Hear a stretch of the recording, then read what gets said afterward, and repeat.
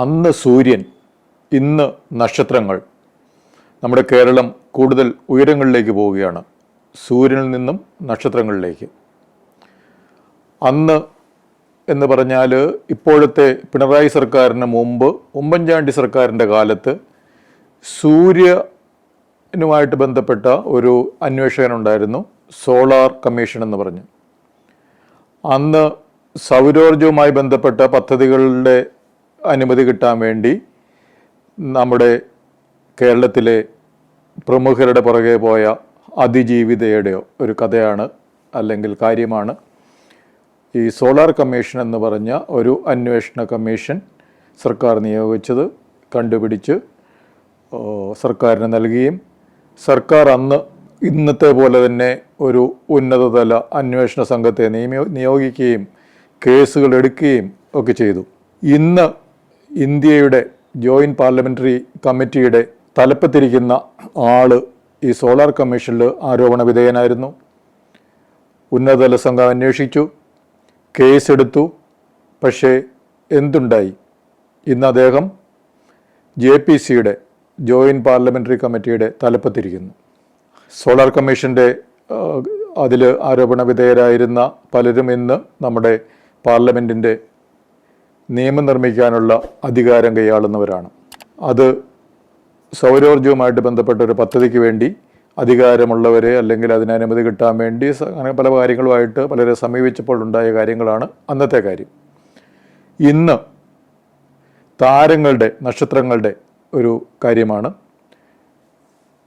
പല കാര്യങ്ങൾക്ക് വേണ്ടി സമീപിച്ച സ്ത്രീകളെ ചൂഷണം ചെയ്തതായിട്ടും ബലാത്സംഗം ചെയ്തതായിട്ടും ഉപദ്രവിച്ചതായിട്ടും ഒക്കെയുള്ള കാര്യങ്ങളാണ് ഇപ്പോഴത്തെ അന്വേഷണ കമ്മിറ്റിയുടെ മുമ്പാകെ ഉള്ളത്. ഇപ്പോഴും സർക്കാർ ഉന്നതതല അന്വേഷണ സംഘത്തെ നിയോഗിച്ചിട്ടുണ്ട്. ഇത് കഴിഞ്ഞ കേസുകളുണ്ടാകാം. സോളാർ കമ്മീഷന് പരമായിട്ട് പിന്നീട് കേസുകളുണ്ടായതുപോലെ അതിനുശേഷം ഇപ്പോൾ JPC തലപ്പത്തിരിക്കുന്നത് പോലെ നമുക്ക് വീണ്ടും കാണേണ്ടി വരില്ലേ? എന്തുകൊണ്ടാണ് ഇങ്ങനെ സംഭവിക്കുന്നത്? നമ്മുടെ രാഷ്ട്രീയ, സാംസ്കാരിക, സാമൂഹ്യ നേതൃത്വത്തിലുള്ളവർ ഇങ്ങനെയാണോ ആകേണ്ടത്? അപ്പോൾ കുഴപ്പം എവിടെയെന്ന് വെച്ച് കഴിഞ്ഞാൽ നമ്മളുടെ രാഷ്ട്രീയ, സാംസ്കാരിക, സാമൂഹ്യ നേതൃത്വം ആണ് പ്രധാന പ്രശ്നം. എന്തെങ്കിലും കാര്യസാധ്യത്തിന് വേണ്ടിയോ അല്ലെങ്കിൽ അർഹതപ്പെട്ടത് കിട്ടാൻ വേണ്ടിയോ ഒക്കെ ഇവരുടെയൊക്കെ പുറകെ പോകേണ്ട ഒരു അവസ്ഥ നമ്മുടെ സമൂഹത്തിൽ ഇന്നും ഉണ്ട്.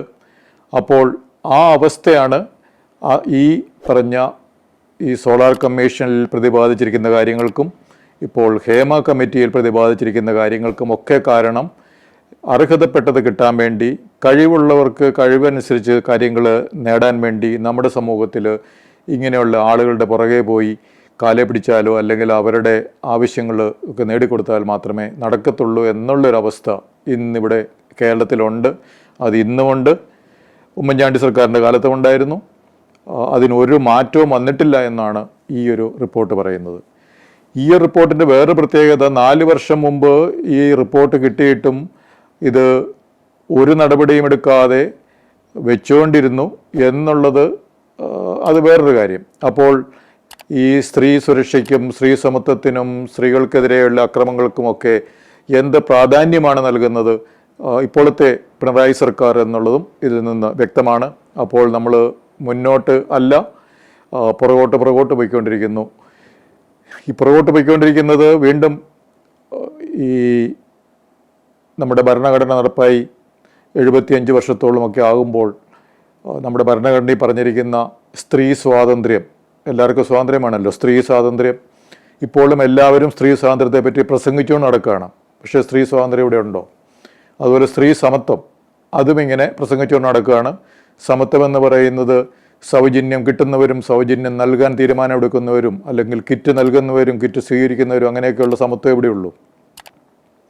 ഈ സമത്വത്തിൻ്റെ കാര്യം പറയുമ്പോൾ ഇന്ത്യ എവിടെ നിൽക്കുന്നു ഈ സ്ത്രീ സമത്വത്തിൽ, സ്ത്രീ സ്വാതന്ത്ര്യത്തിൽ എന്ന് 2 സൂചികകൾ എല്ലാ രാജ്യങ്ങളുടെയും ഒക്കെ പഠനം നടത്തിയ ശേഷം പ്രസിദ്ധീകരിക്കുന്നുണ്ട്. അതിലൊന്ന് ഐക്യരാഷ്ട്രസഭയുടെ UNDP നടത്തുന്ന ഒരു സർവേയാണ്. അതിൽ ഇന്ത്യ 109ാമതാണ്. അതായത് ജെൻഡർ ഇനീക്വാലിറ്റി ഇൻഡെക്സ് എന്നാണ് ഇംഗ്ലീഷിൽ പറയുക. ഈ സമത്വം എന്ന് പറയുന്നതിൽ സ്ത്രീകൾ ഇന്ത്യയിൽ എവിടെ നിൽക്കുന്നു? അത് നമ്മളുടെ വെസ്റ്റ് ബംഗാളിൽ ഇപ്പോൾ ഉള്ള ഒരു സ്ത്രീ, അവിടെ ഒരു മെഡിക്കൽ കോളേജിൽ ഉള്ള ഒരു സ്ത്രീ തന്നെ അവിടെ കൊല്ലപ്പെട്ടു എന്നുള്ള ആ വെസ്റ്റ് ബംഗാളിലും, കേരളത്തിലിപ്പോൾ ഈ താരങ്ങൾ ഉപദ്രവിച്ചു എന്ന് പറയുന്ന കേരളത്തിലുമൊക്കെയുള്ള സ്ത്രീകളുടെ ആ ഒരു സ്വാതന്ത്ര്യവും സ്ത്രീ ശാക്തീകരണവും ഒക്കെ പഠിക്കുമ്പോഴാണ് ഈ ഇന്ത്യ 109ാമതാവുന്നത്.